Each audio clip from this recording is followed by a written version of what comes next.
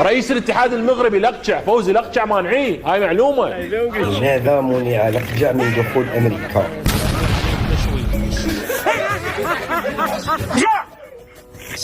نحشم في بلاصتكم.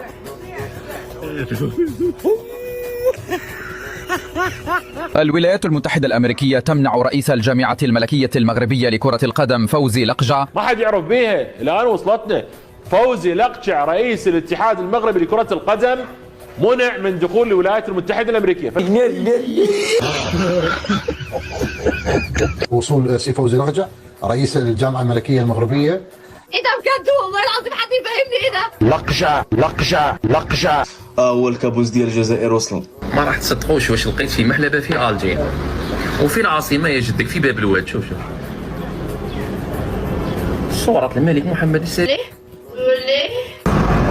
علي سجلي انا كون بايعتوا الملك تاع المغرب ولا كيفاش؟ ديما مغرب، اي شيء تسمع المغرب يعني بلد حلو، شعب حلو، طبيعة حلوة، الله خلقها حلوة. فوزي لقجع ضرب الجزائر كلشي في الزيرو. هاد السيد وحل ليهم هنا، ولكن دار ليهم احسن صباح الخير في العالم.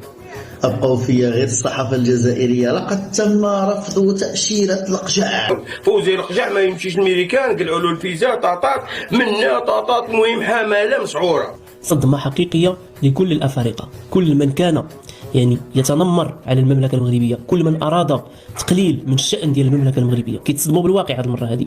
سي فوزي لقجع بلا ما تمشي تسول على التأشيرة ديال أمريكا، الكبرانات جابوا الأخبار قالوا لك رفضوا لك التأشيرة. فوزي لقجع ما عطاوهوش الفيزا، ما يقدرش يمشي لأمريكا. وسي لقجع في أمريكا. قلنا لكم نهار الخميس البارح راه غادي يحط فوزي لقجع رجليه في أمريكا، وفعلا كان له استقبال يليق بشخصه واسمه.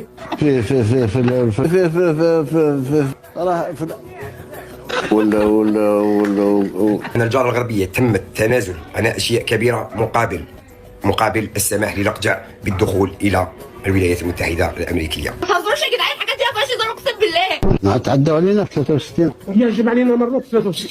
حقرونا يا إخواني، حقرونا. تو ماتش بصراحة كده، تو ماتش.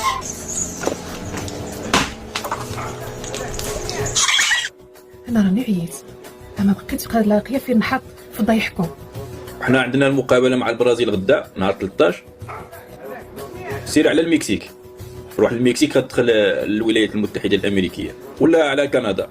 إلى أمريكا ومتابعة المنتخب المغربي. طموحات الشارع الرياضي المغربي مرتبطة